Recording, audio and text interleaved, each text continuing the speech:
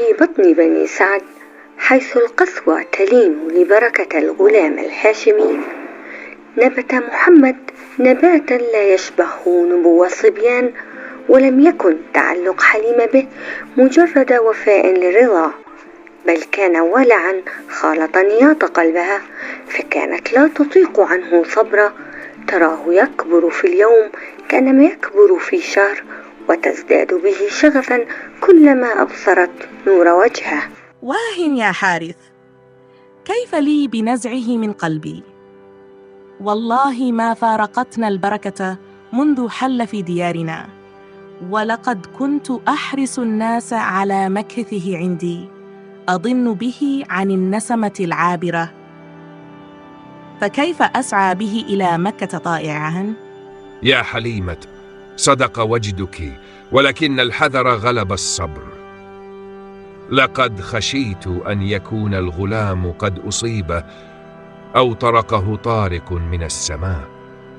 اذهبي به إلى مكة وأدي الأمانة، فالحفاظ عليه أوجب من وصالنا به.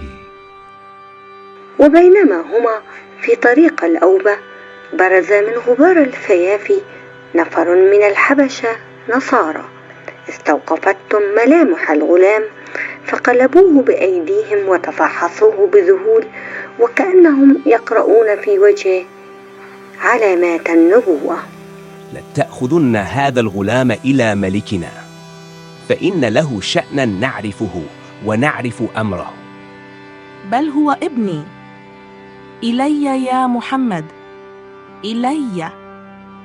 انتزعته من براثنهم بشراسة، وانطلقت تنهب الأرض نهبا نحو مكة، تسابق الريح والحنين والخوف، لم تكد تنفلت منه حتى بلغت أبواب البطحاء. في بيت آمنة بنت وهب تدخل حليمة بملامح مضطربة. ما لي أراك يا ضئر قد جئت به والحرص كان ديدنك؟ ألم تكوني بالأمس أشد الناس رغبة في مكثه عندك؟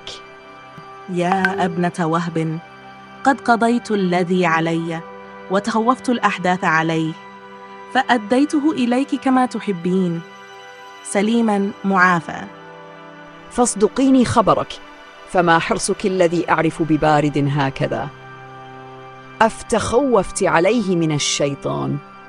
ما للشيطان عليه من سبيل، إن لابني هذا شأنا.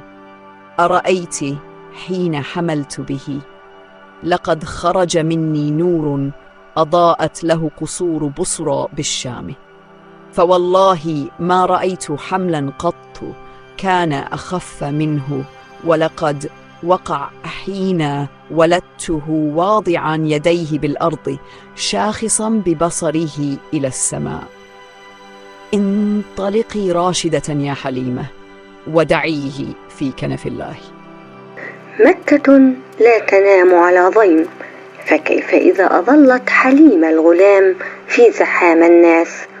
ضاع محمد في شعاب مكة، فطار صواب المرضعة، وصرخ الغوث في دار عبد المطلب: يا ربي رد راكبي محمدا، رده إلي واصطنع عندي يدا. وفي تلك الساعة وجده ورقة بن نوفل مع رجل آخر بأعلى مكة، فأقبلا به كأنهما يحملان الفجر.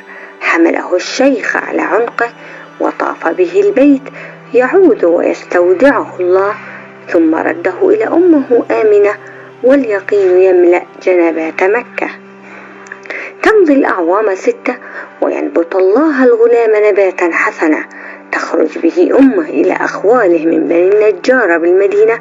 وفي طريق الأوبة نادتها المنايا في الأبواب، ماتت آمنة ودفنت في البيداء، وبقي الغلام وحيدا في كلاءة الذي وجده يتيما فآوى.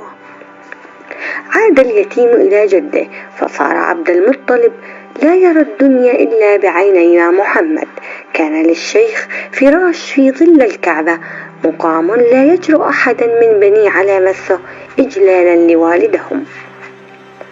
وعندما جلس محمد مباشرة على الفراش كان عبد المطلب يمسح على ظهر الغلام بيده ويسر ما يراه يصنع، يدرك بنور بصيرته أن هذا الغلام هو الذي سيطوي تحت قدميه عروش الأباطرة ويفتح بمفتاح النبوة مغاليق القلوب.